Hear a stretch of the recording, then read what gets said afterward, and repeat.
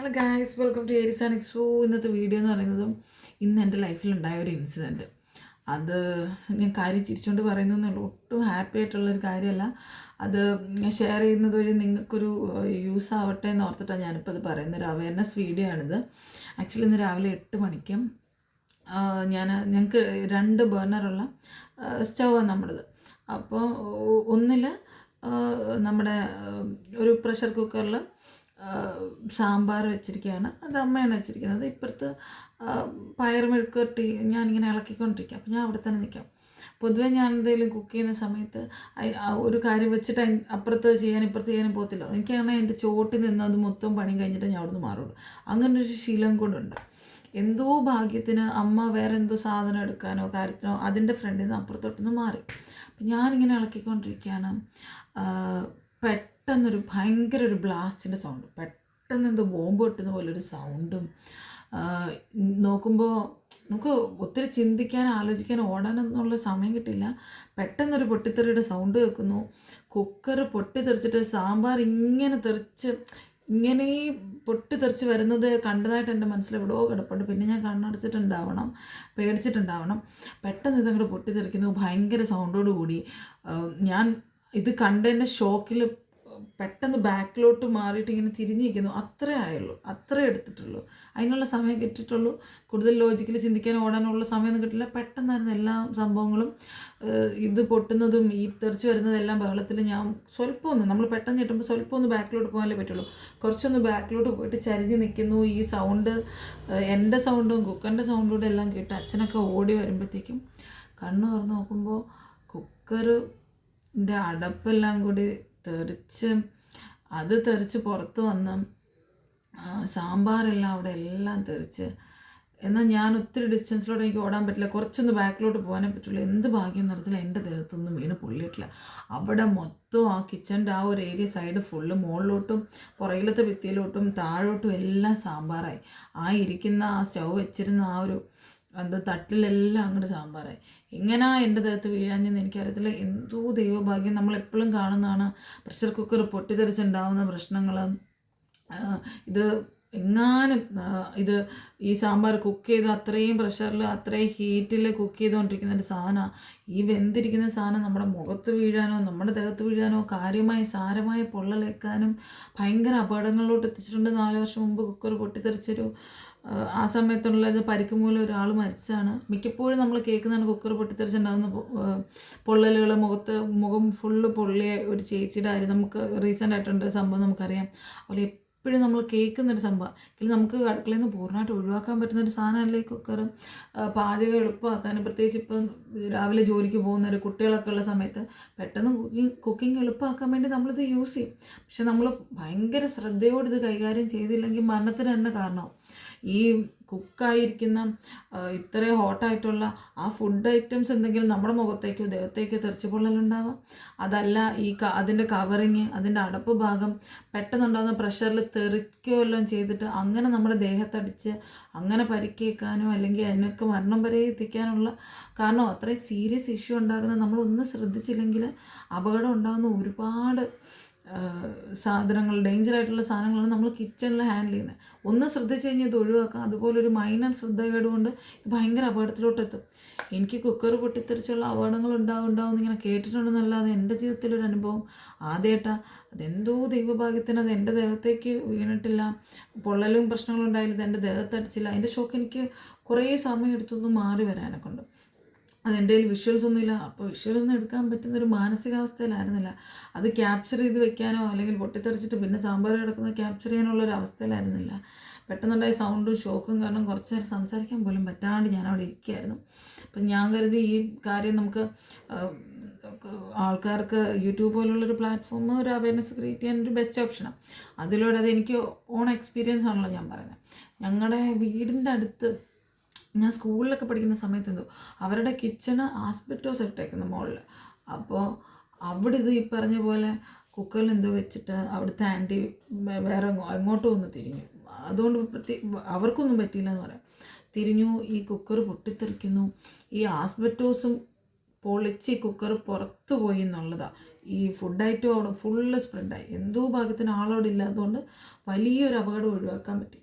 അതുപോലെ നമ്മുടെ വീടുകളിൽ ഇത് ഭയങ്കര ശ്രദ്ധിക്കണം. പൂർണ്ണമായിട്ട് ഒഴിവാക്കണമെന്ന് പറയാൻ പറ്റില്ലല്ലോ, എങ്കിലും ഞാൻ പറയാം, ഒരുപക്ഷെ നമുക്ക് കുറച്ച് ടൈം എടുക്കാം, അല്ലെങ്കിൽ കുറച്ച് നേരത്തെ എണീച്ച് പണി തുടങ്ങുകയാണെങ്കിൽ, അല്ലെങ്കിൽ കുറച്ചുകൂടി സമയം കുക്കിങ്ങിന് മാറ്റി വയ്ക്കുകയാണെങ്കിൽ, അല്ലെങ്കിൽ കുറച്ച് സമയം എടുത്താലും ഇത്തരം സാഹചര്യങ്ങൾ ഒഴിവാക്കാൻ പറ്റുമെങ്കിൽ ഒഴിവാക്കിയാൽ നന്നായിരിക്കും. പിന്നെ ഞാൻ ഒരു കുക്കറിൻ്റെ അടുപ്പായിട്ടാണ് ഇനി പോകുന്നത്.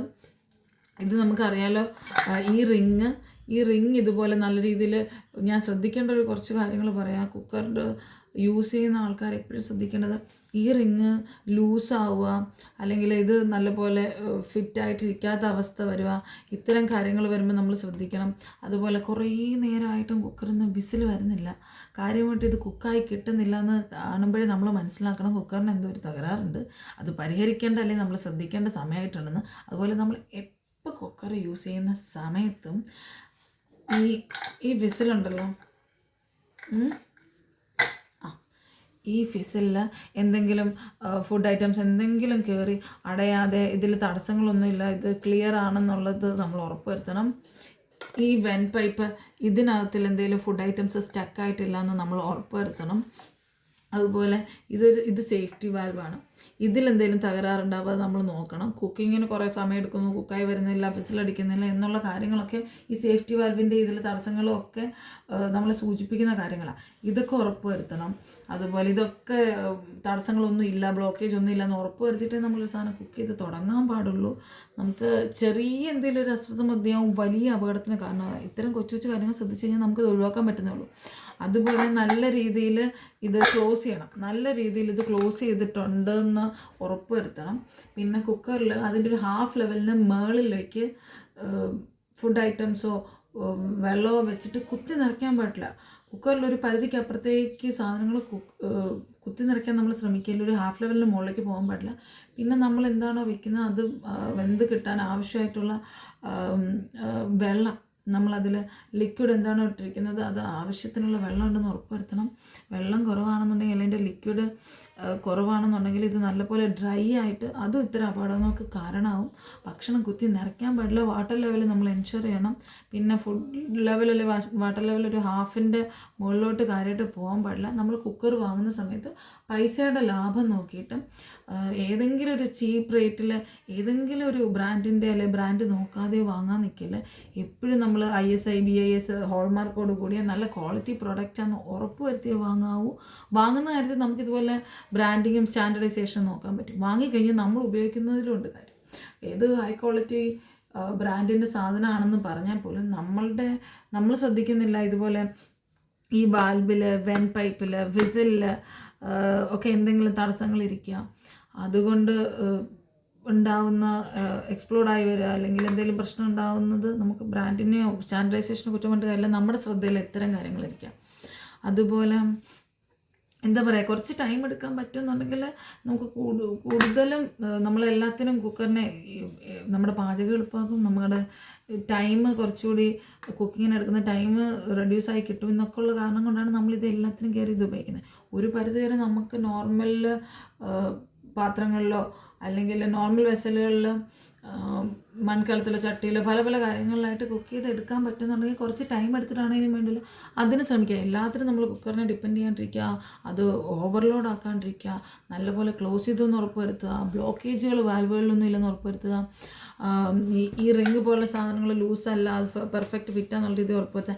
എന്തെങ്കിലും ഒരു ഇഷ്യൂ എറർ ഇതിനുണ്ട്, ടൈം എടുക്കുന്നുണ്ട്, അല്ലെങ്കിൽ എന്തെങ്കിലും ഒരു ഇഷ്യൂ ഉണ്ടെന്ന് കണ്ടു കഴിഞ്ഞാൽ ഒട്ടും റിസ്ക് എടുക്കാതെ എത്രയും പെട്ടെന്ന് അത് പരിഹരിക്കാൻ നോക്കുക. നമ്മളായിട്ട് ഇതിൽ പരീക്ഷണം നടത്താതെ ഇത് ചെയ്യുന്ന ആൾക്കാർ, ഇത് കുക്കറൊക്കെ ശരിയാക്കുന്ന ആൾക്കാർ കൊടുത്ത് തന്നെ അവരാകുമ്പോൾ സേഫ്റ്റി വാൽവിലാണ് ഇഷ്യൂ എന്നുള്ളെങ്കിൽ നമുക്ക് വലുതായിട്ട് മനസ്സിലാവണമെന്നില്ല.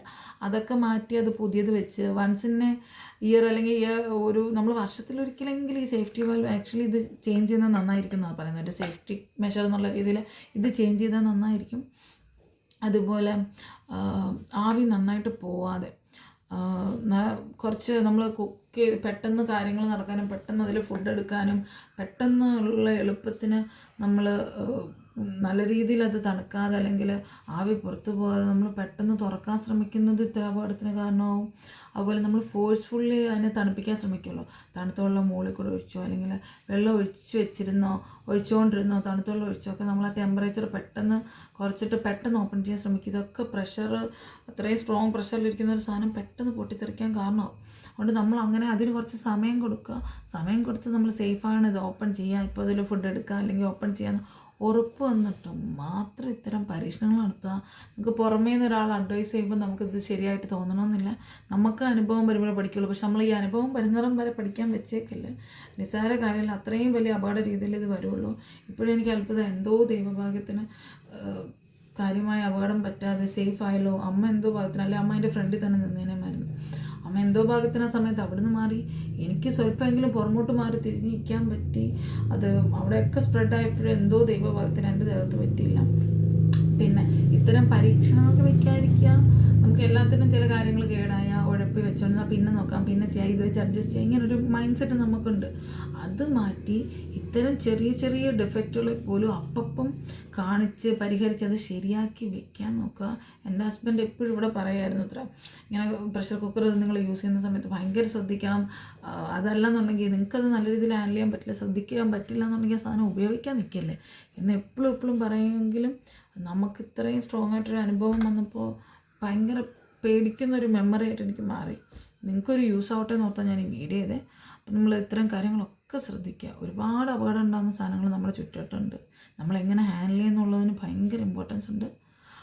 അപ്പോൾ for such videos subscribe my YouTube channel.